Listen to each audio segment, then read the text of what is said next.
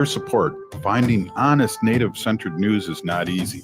But with your support, we're able to provide accurate information about Standing Rock, Line 3, treaty violations, and COVID-19 in our Native communities. Please visit Native Roots Radio Network on Patreon and donate if you can. That's Native Roots Radio Network on Patreon. Pinigigi, and thank you for your support. The Walker Art Center is a proud supporter of Native Roots Radio, rooted in Lakota aesthetics of geometry, color, and pattern. Deani Whitehawk's abstractions are rich in meaning, honoring generations of Native artists. Explore her wide-ranging practice, including vivid beading paintings, sculptures, and video installations, and Deani Whitehawk's love language. The Walker is always free on Thursday nights, and citizens and members of tribal nations always get free admission. Plan your visit and get tickets at walkerart.org. The city of Minneapolis is now on Native Roots Radio with Minneapolis AIR. AIR stands for American Indian Relations. Guest host Christine McDonald talks to people about important things affecting the city's Native communities. Minneapolis AIR dives into topics like public safety, public health, elections, and so much more. Tune in to Minneapolis AIR on Native Roots Radio from 5 to 6 p.m. on the second Wednesday of every month, right here on AM 950. Thinking about college? Consider Minnesota Private Colleges. These 18 nonprofit institutions keep the focus on students with small classes and professors who will get to know you. You'll find students from all backgrounds, and no two colleges are alike. And when it comes to cost, they're more affordable than you think. Find the college that's right for you at mnprivatecolleges.org/possible.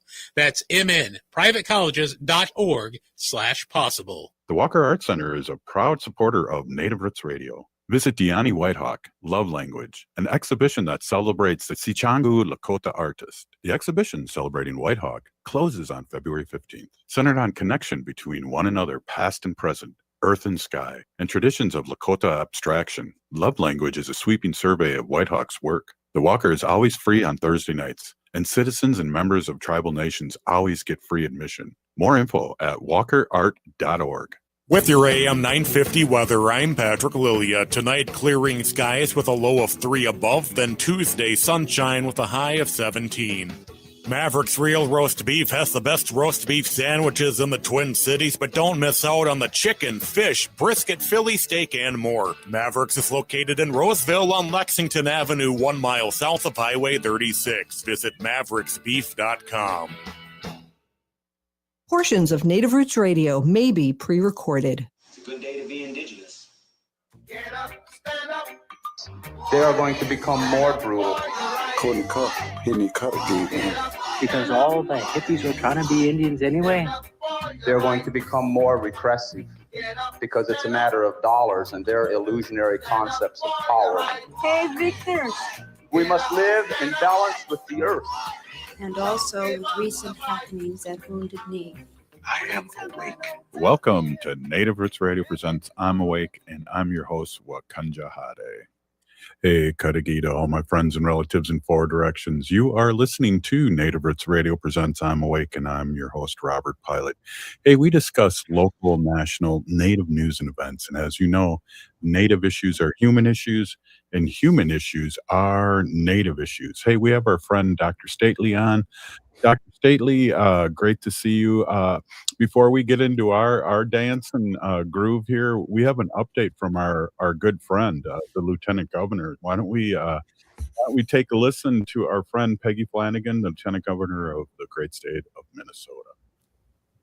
Hi, Robert. I want to start by saying something very clearly. No matter where you fall politically, having an armed paramilitary force come into our state should be unacceptable to everyone. Minnesotans believe in the rule of law, in due process, and in taking care of our neighbors. And what we've seen lately has shaken people to their core. Trump has sent over 3,000 immigration agents into our communities. 2 Minnesotans, Renee and Alex, have now been killed at the hands of the federal government. Children are being detained and families torn apart. Even Native American folks are being detained.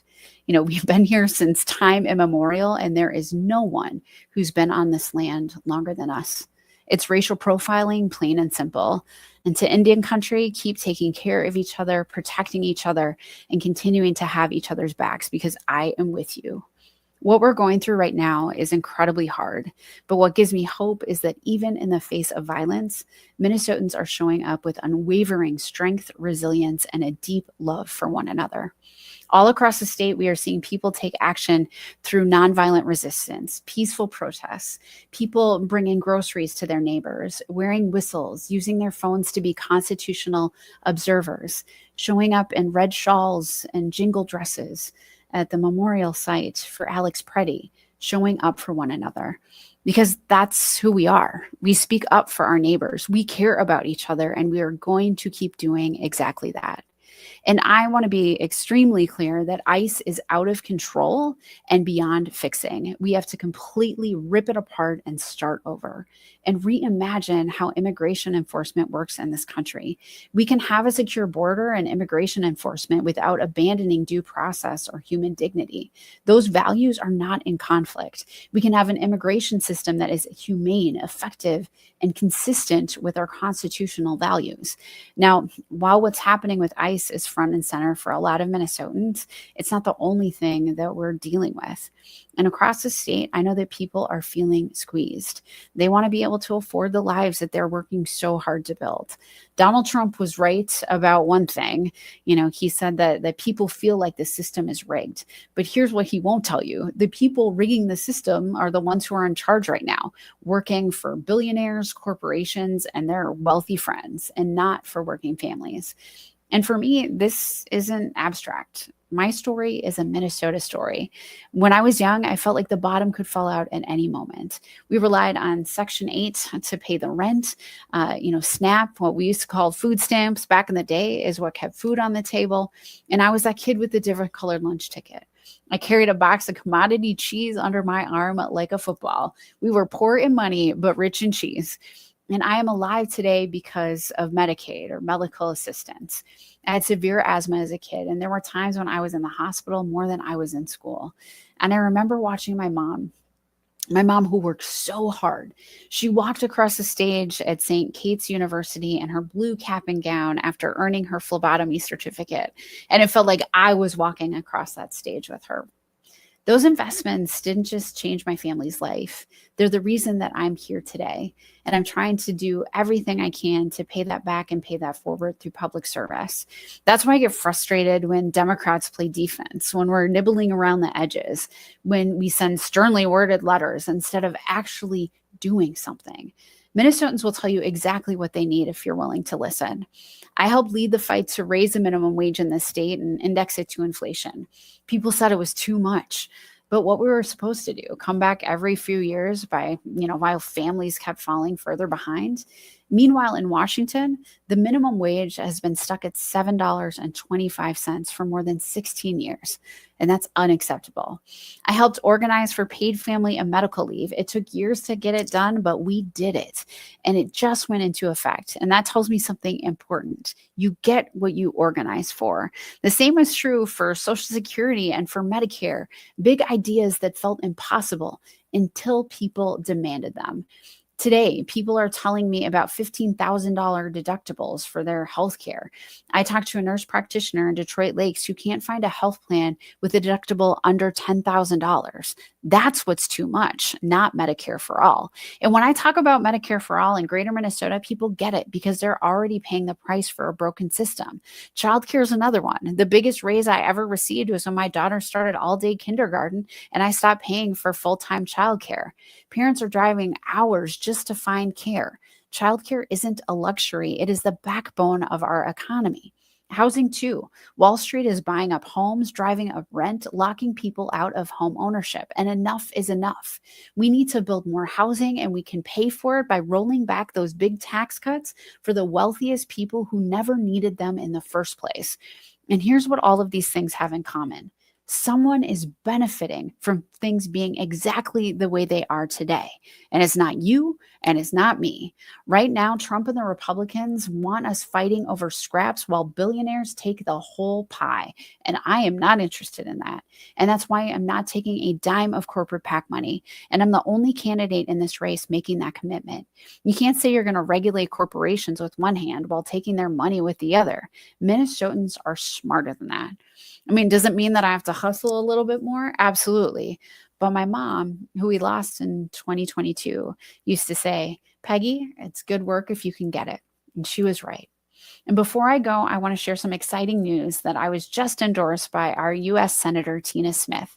Senator Smith has served on the Senate Committee on Indian Affairs and has been a fierce, consistent advocate for tribal nations, for sovereignty, and for making sure that Native voices are heard in Washington. I'm incredibly honored and humbled to have earned her endorsement. Senator Smith's seat is going to stay blue. So the question is, what kind of Democrat do we want to send to Washington? Someone who goes along to get along, or a bold progressive who isn't afraid to challenge the status quo? I'm ready to fight for the future we all deserve, and I'm asking folks to get involved. So show up at your precinct caucus on Tuesday. Raise your hand, become a delegate, help someone else become one, because it's really hard for dark money to influence people organizing and, community rooms and libraries or classrooms. This is how we win with people. Thank you so much for listening. Thank you for caring about your neighbors. And thank you for being part of this work. And make sure you go to your caucus tomorrow night at 7 p.m. Together, we can build a future that works for all of us. Gitchi miigwech. Robert, back to you. Well, thank you, Lieutenant Governor Peggy Flanagan. Well, Dr. Stately, I'm just fired up again in a good way. We only got a couple minutes here, and we can comment a little more on it a little later, but gets me going. Yeah, that was a really great talking points she shared with us. I was thinking about when she was talking about growing up, it made me chuckle when she said carrying a box of a package of a commodity cheese like a football. It was like yeah, that makes sense, And Minnesotans would have won the Super Bowl more frequently if it was actually commodity cheese they were throwing around out there. Jeez. Well, you know what I like, and again, we got less than 30 seconds here before we go on to a break, but bringing up Wall Street and homes, I remember Alex Rodriguez, who now owns the Timberwolves, was on a TV show, and he talked about his wealth coming from owning doorknobs, and basically he's doing the same thing, buying all these low-end houses and then jacking up the rent and really not helping people. And I just want to remember that every time you go to a Timberwolves game, that's where he's coming from. Hey, this is Native Roots Radio, and we're with Dr. Stately, and we're going to take a quick break. We'll be right back after this short break.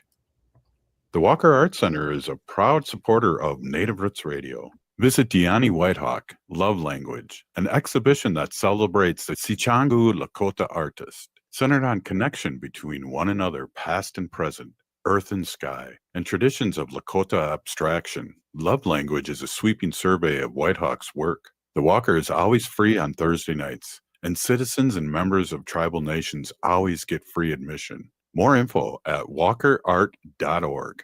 Thinking about college? Consider Minnesota private colleges. These 18 nonprofit institutions keep the focus on students with small classes and professors who will get to know you.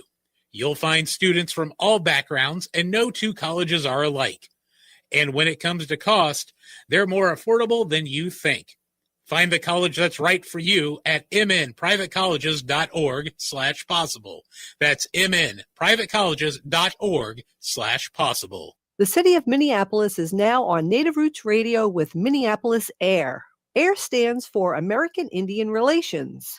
Guest host Christine McDonald talks to people about important things affecting the city's Native communities. Minneapolis AIR dives into topics like public safety, public health, elections, and so much more. Tune in to Minneapolis AIR on Native Roots Radio from 5 to 6 p.m. on the second Wednesday of every month, right here on AM 950. The Walker Arts Center is a proud supporter of Native Roots Radio. Visit Diani Whitehawk, Love Language, an exhibition that celebrates the Sichangu Lakota artist. The exhibition, celebrating Whitehawk, closes on February 15th, centered on connection between one another, past and present, earth and sky, and traditions of Lakota abstraction. Love Language is a sweeping survey of Whitehawk's work. The Walker is always free on Thursday nights, and citizens and members of tribal nations always get free admission. More info at walkerart.org.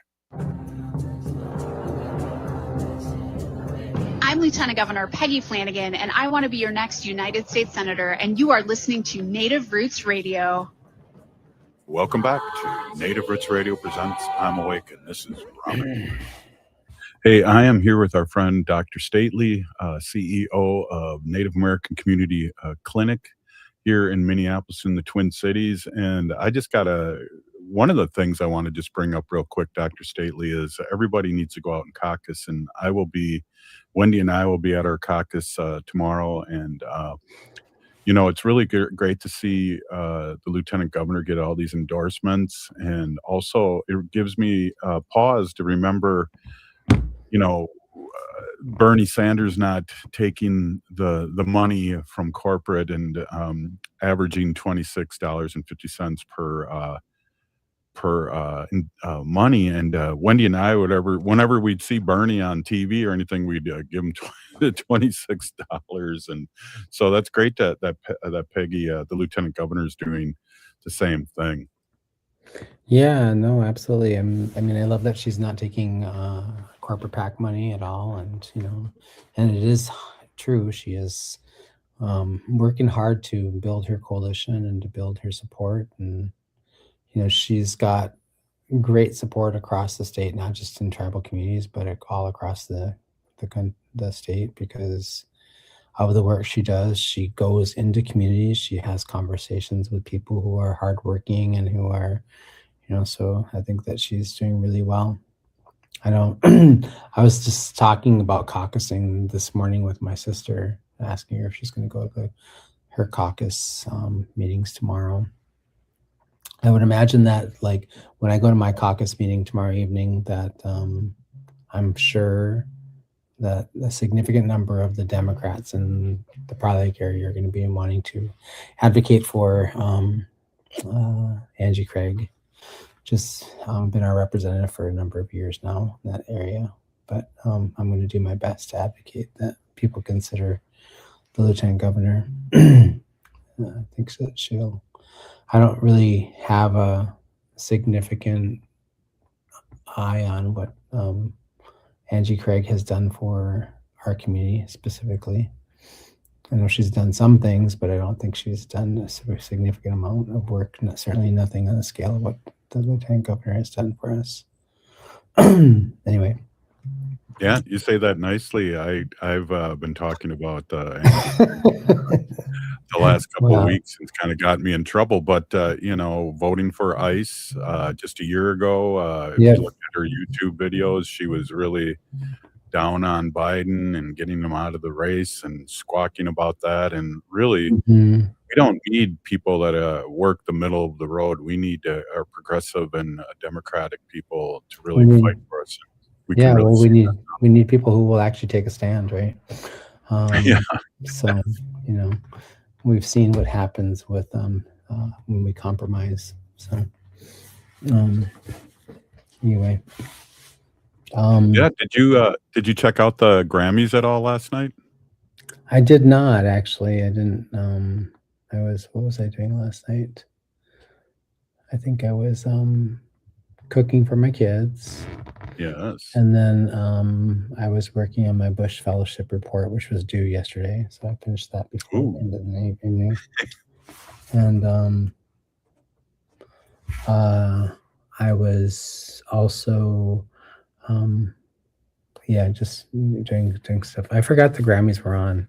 I've been reading all the stuff online though about it. Yeah, I was like, it was awesome. It was I saw the video between Trevor Noah and Bad Bunny, of course. When he was at the table. Yeah, and I saw the comment that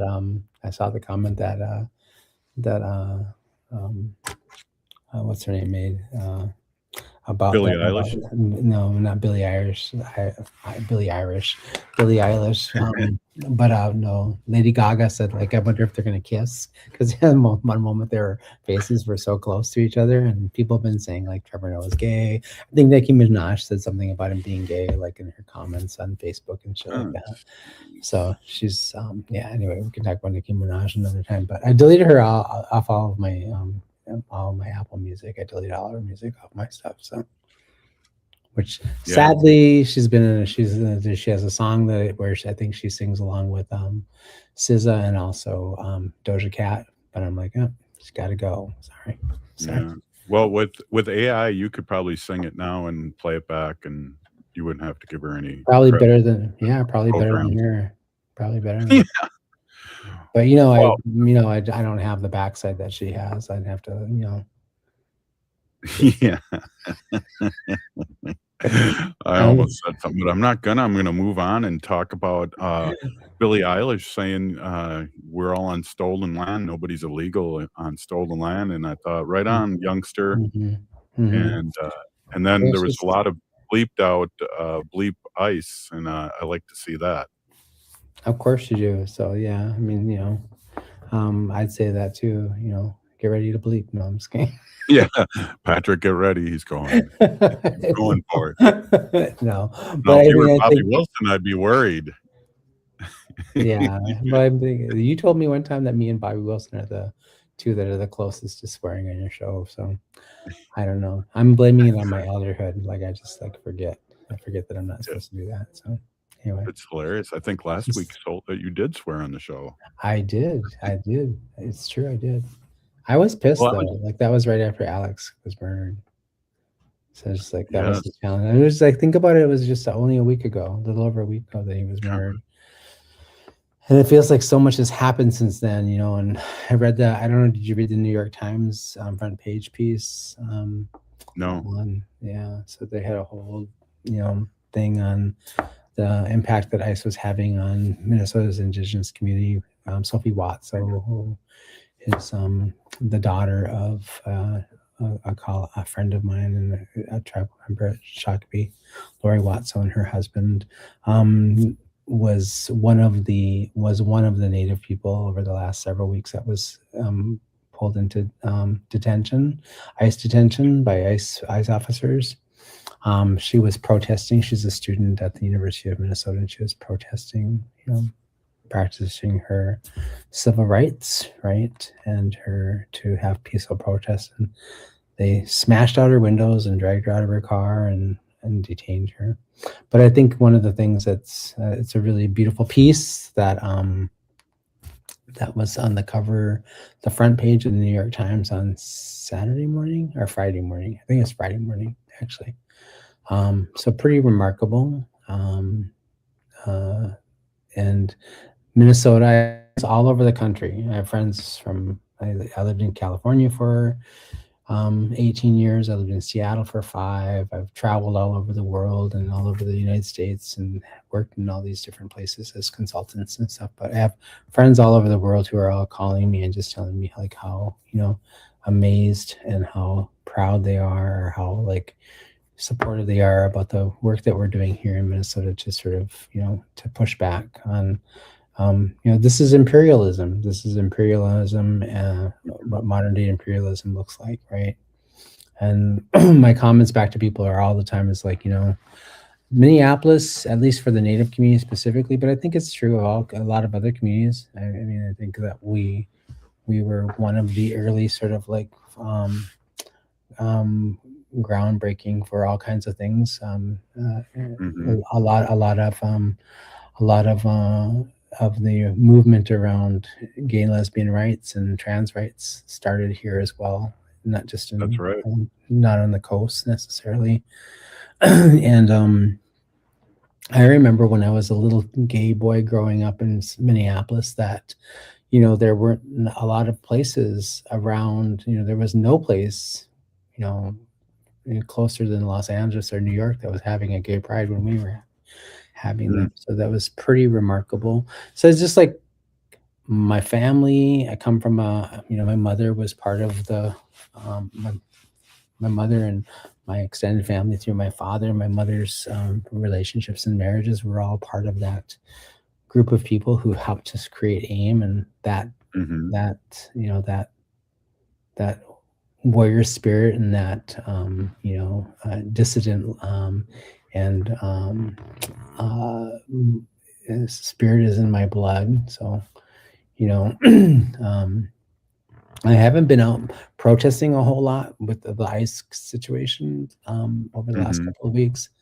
Not necessarily because I'm fearful, but I'm old and it's cold as hell outside, so I didn't go outside. But also, like, I've been anxious about my kids. I have one kid that both my children are not enrolled necessarily. I'm working now hard to get them enrolled, but they also, they're 18 and they're forgetful. They forget to carry their birth certificates with them, and and after they cut their braids off, they look like they're Mexicans now. So yeah. I get anxious about them being out and about. I'm like, not going to be out and about. So. That is definitely a thing, and especially the way things are happening here. I want to talk a little bit. I did carry my ice whistle with me though. Have it in my pocket. It was cool. Somebody at the Grammys had a red whistle on his lapel, and they asked him about it, and he was like supporting all the people in Minneapolis. And I was like, oh, that's very cool. Yeah. Instead of having an upside down American flag, you can have a red whistle. Yeah. This whistle is crazy. It'll burst your eardrums if you're nearby. Well, swearing and blowing the whistle might help ratings, but right now we got to take a break. This is Native Roots Radio, and maybe the bumper music. There it is. Hey, we're with Dr. Stately, and we got a lot more to talk about. And after Dr. Stately, we're going to have Natalie on and talking about what's happening at the Minneapolis Indian Center. This is Native Roots Radio. Oh, wow.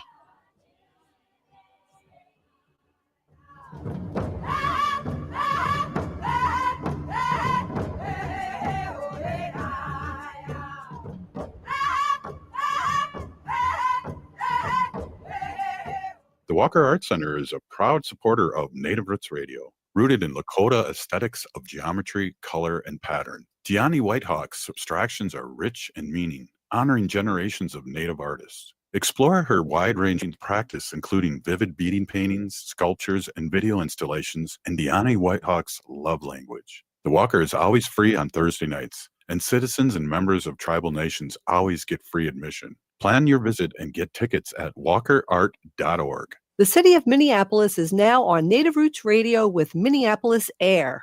AIR stands for American Indian Relations. Guest host Christine McDonald talks to people about important things affecting the city's Native communities. Minneapolis AIR dives into topics like public safety, public health, elections, and so much more. Tune in to Minneapolis AIR on Native Roots Radio from 5 to 6 p.m. on the second Wednesday of every month, right here on AM 950. Thinking about college? Consider Minnesota private colleges. These 18 nonprofit institutions keep the focus on students with small classes and professors who will get to know you. You'll find students from all backgrounds, and no two colleges are alike. And when it comes to cost, they're more affordable than you think. Find the college that's right for you at mnprivatecolleges.org/possible. That's mnprivatecolleges.org/possible. The Walker Art Center is a proud supporter of Native Roots Radio. Visit Deani Whitehawk, Love Language, an exhibition that celebrates the Sichangu Lakota artist. The exhibition celebrating Whitehawk closes on February 15th, centered on connection between one another, past and present, earth and sky, and traditions of Lakota abstraction. Love Language is a sweeping survey of Whitehawk's work. The Walker is always free on Thursday nights, and citizens and members of tribal nations always get free admission. More info at walkerart.org. This is Chad, owner of AM 950. I've been telling you about my friends at Snap Construction, who are arguably the most well-reviewed exterior construction company in the metro. Don't just take my word for it. Take a look at all their reviews online. Winter is the most cost-effective time of the year to complete your construction project. A majority of Minnesotans choose to have their work completed on their home in the summer when they should be enjoying the weather. As a result, the demand for labor in the summer is much higher. The most cost-effective way to improve or restore your home is in the winter due to the lower demand. Right now, Snap Construction is offering an additional 30% off of labor to the AM 950 listeners on your next construction project between now and the end of February. Call 612-333-SNAP and mention AM 950 for an additional 30% off. As always, Snap Construction stands by their work with a lifetime craftsmanship warranty. Don't wait to get a free estimate by calling 612-333-SNAP or find them online at snapconstruction.com. Financing options available. Greg Bakken here. Like you, I love good, fresh, delicious food. So I want to tell you about this treasure in Roseville called Maverick's Real Roast Beef. Maverick's has the best roast beef sandwiches I've ever had. Made fresh, every order. Add fries or onion rings dropped in the fryer when ordered, and you have a winning combination. Maverick's Real Roast Beef has a lot more than roast beef, so check out their website, mavericksbeef.com, or check out their restaurant on Lexington in Roseville. With your AM 950 weather, I'm Patrick Lilia. Tonight, clearing skies with a low of 3 above, then Tuesday, sunshine with a high of 17. Go Dog Go, Vape is going on now at Children's Theater Company. Get tickets today for this joyful bilingual musical where delightful dogs drive, swim, play baseball, and race to the big dog party. Get your tickets at childrenstheater.org. ATNF AM 950, St. Louis Park, Minneapolis, St. Paul. Hi, I'm Jane Fonda, and you're listening to Native Roots Radio. And we're back to Native Roots Radio presents I'm Awake, and this is Robert Pilot. Hey, welcome back, everyone. We are here with our friend, Dr. Stately, Native American Community Clinic CEO and president, and we always love having our conversation with Dr. Stately. Dr. Stately, yesterday, and again, I think like you for but a different reason, more that I'm 65 years old or 64 years old, and being out in that really cold weather is not really conducive for health for somebody my age. And it's cooled down here. I have been out a few times, but I was also yesterday at the Jingle Dress dance that held ceremonies at the place where Renee Good and Alex Pretty were killed, and offered a prayer and 2 dances, and it was just great to be in community and see a lot of people I haven't seen in a while too. Yeah, I was really disappointed I missed that yesterday. Part of that was because I already had plans with my kids, but also I know they're going to have one next week as well again, so I'm planning on going to that one next week, which is really excited about that. And it'll be warmer too next week, by the way, just so you know. Where you're, at Powderhorn Park, I believe, right? Yeah, Powderhorn. Yeah. I think there's a flyer going around. I'll forward it to you so you can put it on your thing for the next week, for the next several days. But yeah, I scored myself a Marlena Miles ice out of my Minnesota Makoche poster, which I'm really excited about. No, that's awesome. You see the poster I got in the back here? Yeah, that's funny. It's I can't see that like your name is through the part. Yeah, it's a plow that looks like a ice out Minnesota instead of night plowing. Yeah, nice. Did you like steal that from somewhere?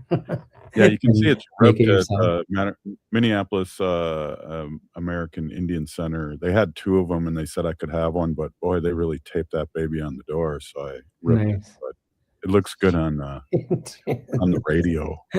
Did you show up in the middle of the night and take it, or what? No, they offered. Nice. They saw me struggling though. They used some really good tape.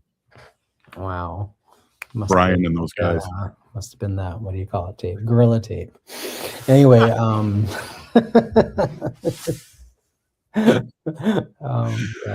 No, it's like I had to write my Bush Fellowship reflection. So every 3 months I have to write a report about like how things are going in my fellowship and stuff. And I had this, like, I sat down several times over the last week or 2 to try to write it, and it was like a really hard thing for me to write. You know, it was like, and I just was like, why? I don't usually have this much difficulty writing, you know. I mean, I've been a writer my whole life, and then I was thinking, you know, this is the impact of what's been kind of going on for in our community, I think, in our city, and the impact it has on me is that I've been worried about my kids, worried about them being out and about. And I have one son that's like I have one son that like is homebound. He just never leaves. He doesn't go anywhere. He's more than happy to be on the couch, right? Hang out with his girlfriend at night. And I have another one that is just a lot like I was, I think, which makes me anxious. You know, I remember what I was doing when I was 18. And certainly he doesn't do any of those things, I don't think. At least he says he doesn't. But, you know, he's just a wanderlust. He wants to be out every single day. He wants to go somewhere, you know, like, and so I'm like anxious about it. And so I realize how much of a toll that's taking on me emotionally and psychologically. If he doesn't have his location on his phone, which we're always fighting about, him and I, and then,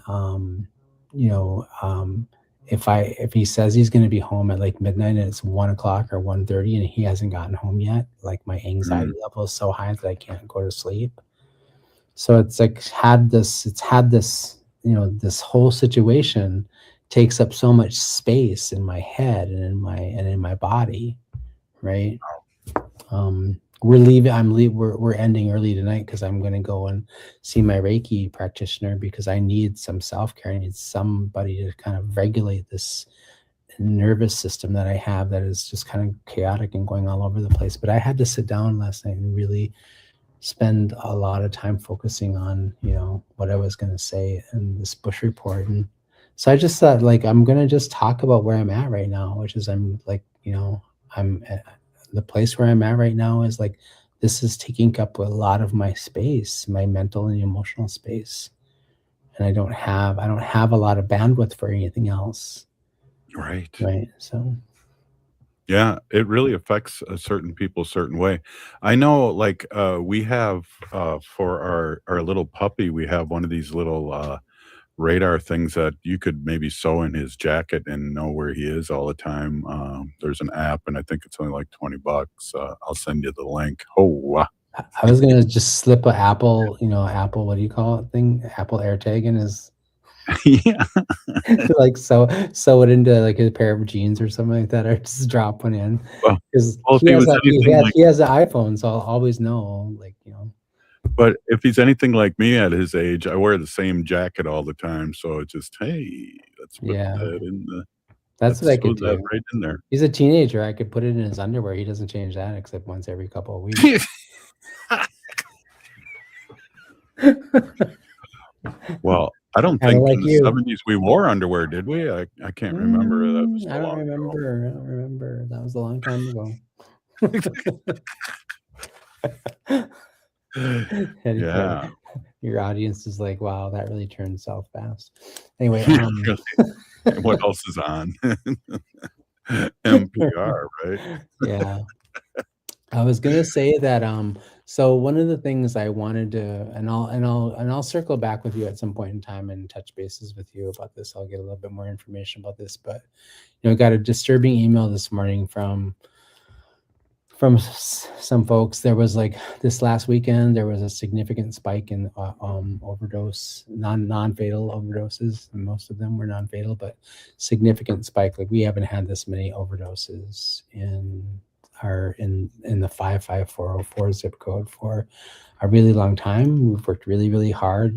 Many of us have, like, NAC has a harm reduction team that, distributes a lot of naloxone. We do a lot of work in this field, and we have for a long time, as do a lot of our partners in and around the corridor. But it's been challenging that, the last couple of weeks, and especially this, ever since Operation Metro Surge, people are afraid to go places. They're afraid to reach out for help. They're isolated, and we're going to get more people who are going to be struggling with things like having more overdoses happen, possibly more fatal deaths.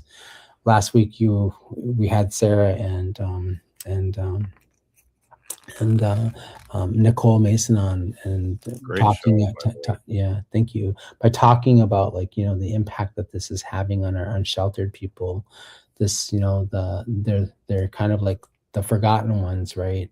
And so part of it is like, we have to wake up to the fact that the impact that this is having also, it's similar to like what happened with George Floyd after the George Floyd murder, and there was all of this civil unrest and things were chaotic.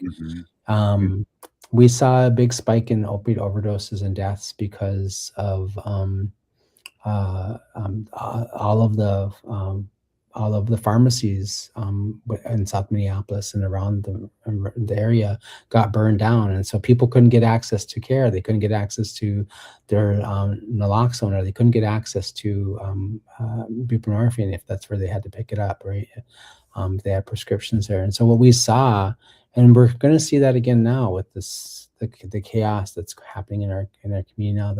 The ones that are the most vulnerable are going to be the ones that are going to pay the price for this craziness.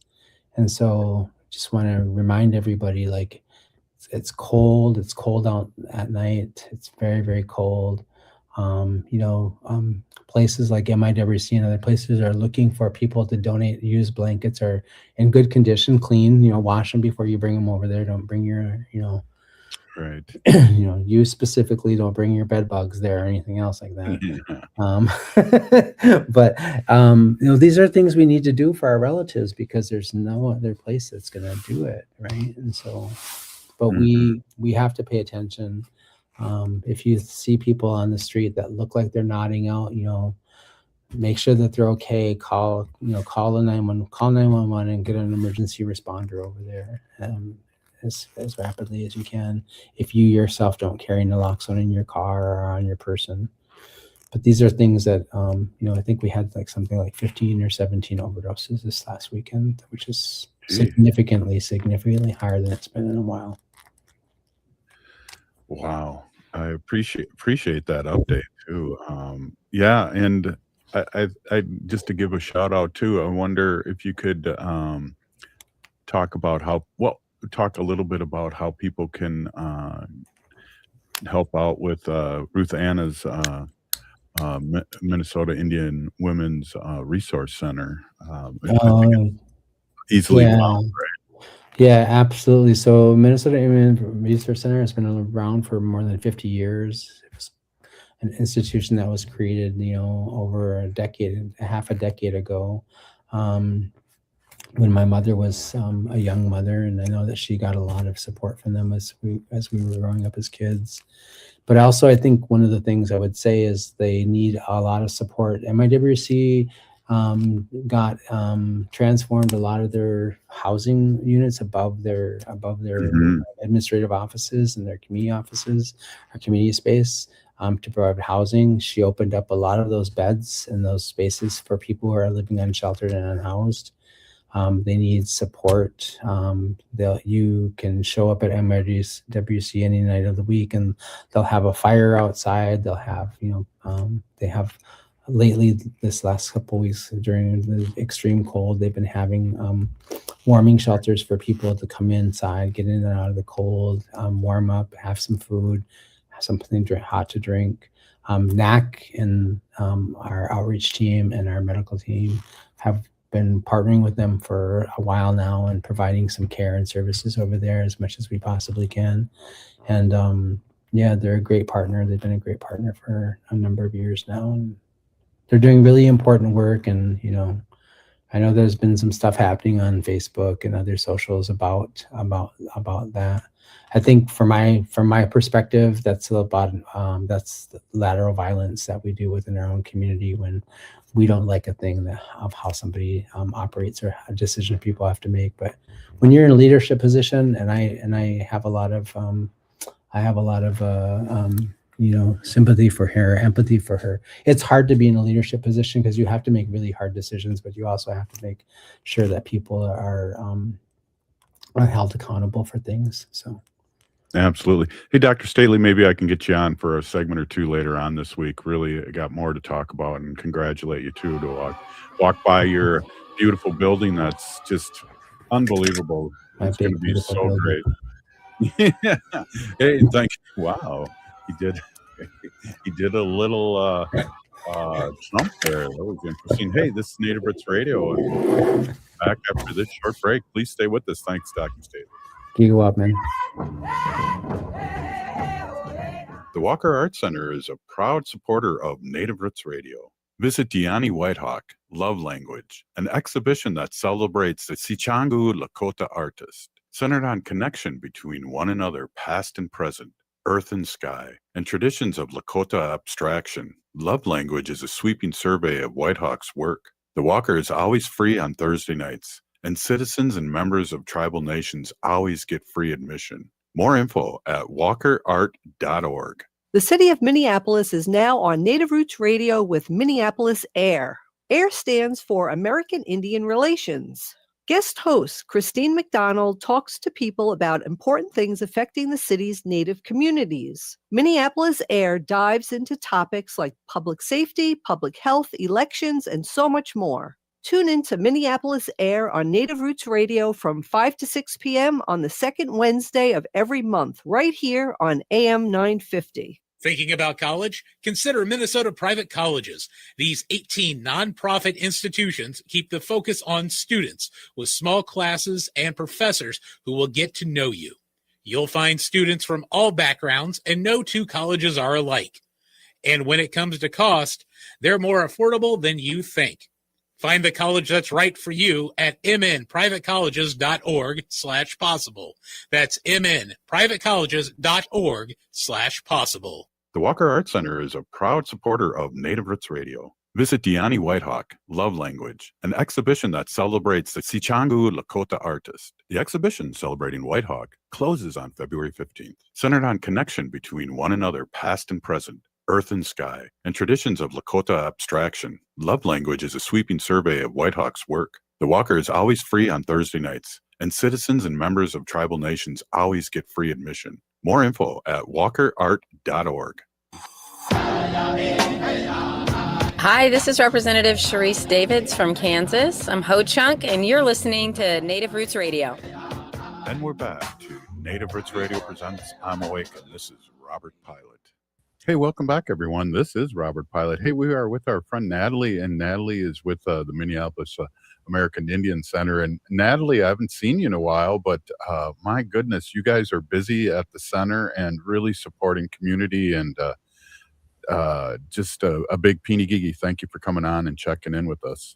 Yeah, good to see you again. It's been a bit, but yeah, life's been crazy lately. I feel like everyone's stepping up and doing their part right now. Absolutely. So you have different tribes coming in there and doing IDs for their members. That's just an awesome thing that the Minneapolis American Indian Center is doing. Yeah. I feel like our building, it's kind of a whole, I mean, our whole mission is providing essential services to the community. And so we've really shifted to meet the needs of right now. And one of that is having tribes come in so we can get everyone proper IDs.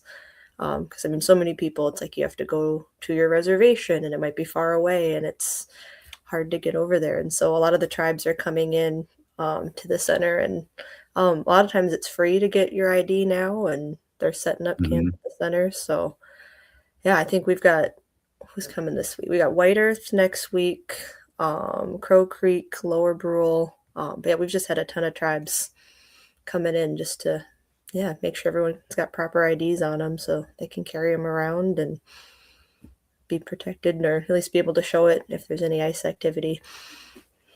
Yeah, that's great. And then also, you know, what's cool is it seems like now in the last, because I'm stopping in at the powwow ground, seeing how things are going, if they need anything, and just getting the vibe. But then also, depending on what time it is, I end up at the Gatherings Cafe, which to me, the food's delicious, but it's also so reasonably priced. You know, I don't mind stopping by for I go for the fish sandwich. And it's the fish is from Red Lake, I believe.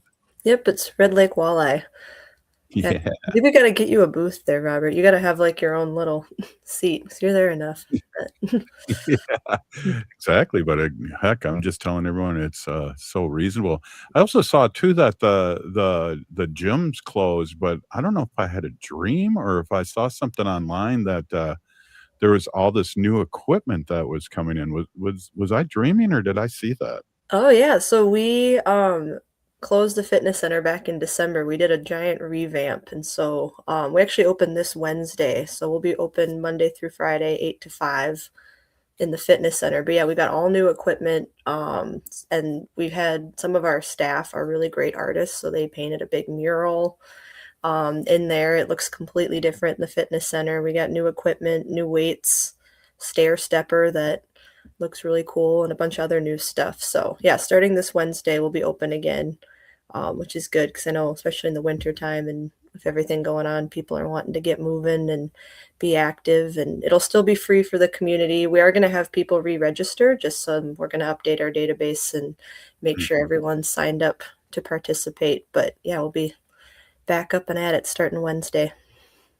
That's really good to know. And is it been since the day after Christmas that I've seen you?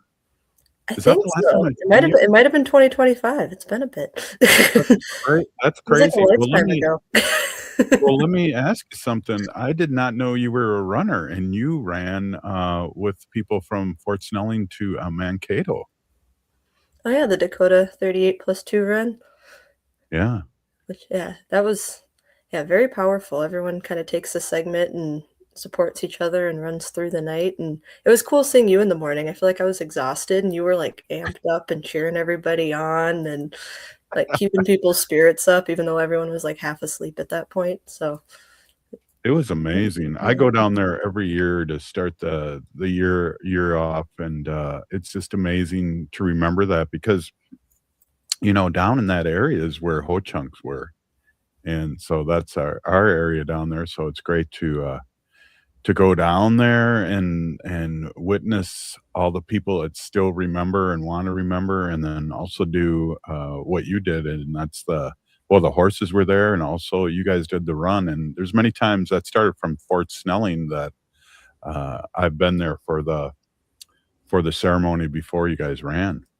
Oh wow. Yeah, so you remember it before they started that part of it? Yeah. Yeah, we've got there's I don't know if you know Doug, but he was one of the original people that started it, and I think he's almost 80 now, and he still runs it every year. So he Wow. starts it off and is there at the end, and yeah, he's been there. I think it was in the 80s that it started, but yeah, he's I think run it every year since it began. Well, again, I didn't know you were a runner. Tell me about that. I don't know. You gotta be a runner to do this. We got the Indian Center started a run club a couple years ago. It's Four Winds Run Club, and so yeah. Oh, yeah. I got I know pressured that. into joining, and it's really great. There's a lot of folks in it, and everyone is just really supportive, and it's a great way to just be in community and get moving, and all paces and abilities are welcome. So there's some people who walk and some who run and everything in between. That's cool. I think I would sign up for that just to get the jacket, and then I wouldn't show up again because Yeah. I'm wearing my swag. Uh-huh. What'd you say? Yeah, just get some shoes, get a jacket, and then you're good. Yeah, definitely. Well, I gotta just give you just huge props doing that. That's very emotional to see you guys run in there. And yeah, and it just reminds me we're still here, and what a great place to be. And the temperature's always different down there. So we got a few more minutes. What is happening now at the Minneapolis Indian Center that we need to be alert on or Yeah. alerted on? Yeah. Be up to date. Yeah, so I think the big things we got going on next week, Valentine's Day. So February 11th on Wednesday, we're doing a Sweethearts Round Dance from 5 to 8. So bring your sweetheart, bring your fam. There'll be prize giveaway. There'll be dinner served. Should be really fun. It's a good event that the Culture Language Arts Network program puts on every year. And then February 14th is the annual MMIR March, so Missing and Murdered Indigenous Relatives. And so that's on a Saturday this year, but it starts at noon at the Indian Center. And then, like every year, we'll march around the neighborhood for about a mile and then come back and have chili from Gatherings Cafe and cornbread and just kind of all be together and honor our relatives. And I think last year we had over 500 people, so it's usually pretty big. And yeah. Oh, yeah. And it's great. And Natalie, it's great to have it back at the Indian Center because you guys were closed for a couple years. And it's really great to be there. And always seems like it's like snows or does something on that day. And so it's great to get in there and warm up. Yeah. We got less than a minute. What else is going on there? I mean, we're still open right now. I know the world's kind of crazy, but it's a really great place to come to gatherings and have a nice meal, support an Indigenous restaurant, come be in community. I mean, with everything going on, it's just good to be together and see people. And yeah, I think I don't know, most of our programs are still operating, but yeah, we're just hanging out, having a good time at the Indian Center. Right on. Hey, give the email or Facebook or how people can see what's happening and get a hold of you. Yeah, we're on Facebook and Instagram, Minneapolis American Indian Center, or our website, www.maicnet.org.